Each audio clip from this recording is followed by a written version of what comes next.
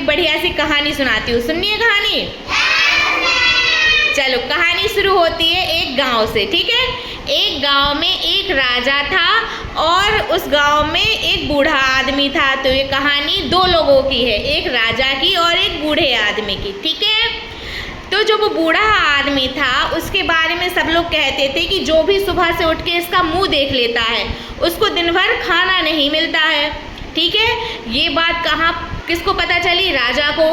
राजा को जब ये बात पता चली कि गांव में एक ऐसा व्यक्ति है जो उसका चेहरा देखता है सुबह सुबह, उसको दिन भर खाना नहीं मिलता है, तो फिर राजा ने क्या कहा, उस आदमी को यहाँ बुलाया जाए, मैं भी यह देखना चाहता हूँ, ठीक है। राजा ने क्या किया, उसे अपने कमरे में सुला लिया रात में, ठीक है। फिर वो अपने कमरे में सो गया। राजा जब सुबह जागा तो उसने सबसे पहले उस आदमी का मुंह देखा, ठीक है। अब जब उस आदमी का मुंह देखा तो राजा को दिन भर बहुत सारा काम था जिसकी वजह से उसे खाना खाने का समय नहीं मिल पाया, है ना।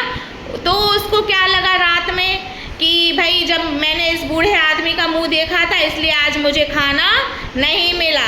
तो उसने क्या कहा अपने दरबारियों से कि जाओ इसको फांसी की सज़ा दे दो, क्योंकि ये जो भी इसका मुंह देखता है उसको दिन भर खाना नहीं मिलता है। तो क्या कहा कि जाओ इसको फांसी की सज़ा दे दो। अब बूढ़ा व्यक्ति डर गया, उसने राजा से माफ़ी मांगी और फिर राजा ने कहा अच्छा तुम क्या कहना चाहते हो इस बारे में।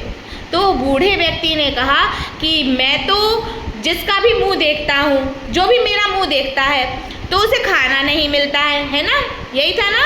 राजा से उसने क्या कहा कि जो भी मेरा मुंह देखता है सुबह सुबह उसे खाना नहीं मिलता है, लेकिन आज सुबह मैंने आपका मुंह देख लिया तो मुझे तो फांसी की सज़ा हो गई, है ना। बूढ़े व्यक्ति ने क्या कहा, आज तो मैंने आपका मुंह देखा तो मुझे क्या हो गया, फांसी की सज़ा हो गई। तो मतलब आप तो कितने बुरे व्यक्ति हो ना, पूरे गांव के कितने बुरे व्यक्ति हो कि मैं तो जो भी मुझे देखता है तो उसे खाना ही तो नहीं मिलता है, पर मैंने आज आपको देखा तो मुझे क्या मिल गई, मौत, फांसी की सज़ा मिल गई। तो राजा जी को क्या हुआ, अपनी गलती का एहसास हुआ ना एहसास कि क्या होता है कभी कभी हम दूसरे में बुरा देखते हैं, अपने अंदर में बुरा नहीं देखते हैं, है ना। बुरा जो देखन मैं चला बुरा न मिलया कोई, जो खोजा दिल आपना मुझसे बुरा न कोई। बुरा तो ढूंढने में चली थी या वो राजा चला था, लेकिन उसे बुरा कोई नहीं मिला। जब उसने खुद को सोचा तो उससे बुरा तो कुछ हो ही नहीं सकता, है ना। तो इस कहानी से हमें क्या शिक्षा मिलती है?